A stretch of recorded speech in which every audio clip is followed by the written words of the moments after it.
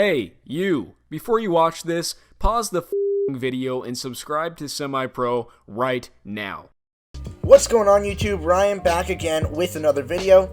Today, we're doing another fan requested video. We asked what you guys wanted to see and what you wanted a video to be made about, and you asked us to break down the Raiders' first round draft picks, Henry Ruggs and Damon Arnette.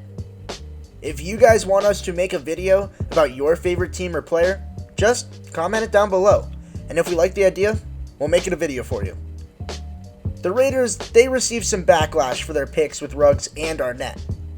Ruggs wasn't thought to be the best receiver in the draft, and Arnette was nowhere near a first-round projection coming into draft night.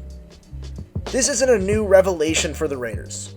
Last year, they supposedly reached on Clelin Ferrell and Jonathan Abram, but for Mike Mayock and John Gruden, it is all about culture. All of these guys went to blue blood programs.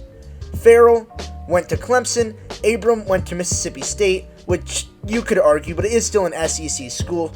Henry Ruggs went to Alabama, and Damon Arnette went to Ohio State. It's clear that these guys want certified winners.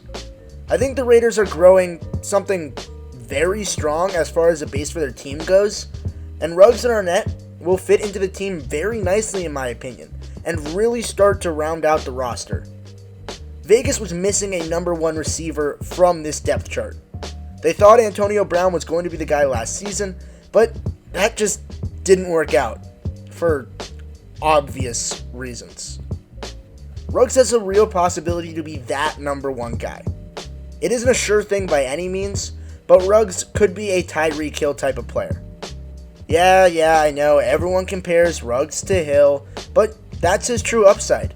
He's a burner on the outside who can run good routes and could be that number one receiver for Derek Carr. The Raiders really have a slot guy on their roster with Hunter Renfrow, a deep threat in Tyrell Williams, a possession tight end with the addition of Jason Witten, and Darren Waller proved last season that he's a legitimate weapon as a pass catcher. But I do think Waller is more of a number two. So if Ruggs can reach his full potential, he can really round out this receiving core as that pure number one receiver. I think the same of the secondary. Arnette could be that final piece of the puzzle for them. During the offseason, the Raiders added Prince Amukamara, Demarius Randall, and Jeff Heath. This goes along with Trayvon Mullen, who was a second-round draft pick last year, Eric Harris, who broke out as a great story and a very effective safety last season, and Tanner Muse, who was added as a third-round safety as well. And Arnette will fit in as the third quarter for this team right away, and definitely could develop to pass Mullen or even take over for Amukamara, depending on his progression.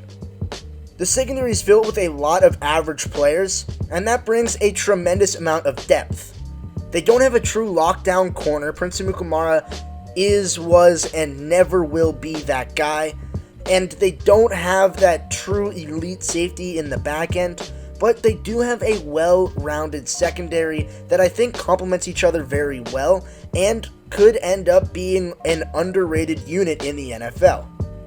Don't underrate the importance of depth, because it is mightily important, and both Ruggs and Arnette add to the depth of this team and are the perfect complementary pieces to both the receiving core and secondary unit. This Raiders team is really underrated, and they might be a playoff contender next season, especially with that added 7th playoff team. So watch out, because this team is surprisingly incredibly well-rounded, and with John Gruden at the helm, no matter what your opinion on them, he's polarizing, and he could make a run.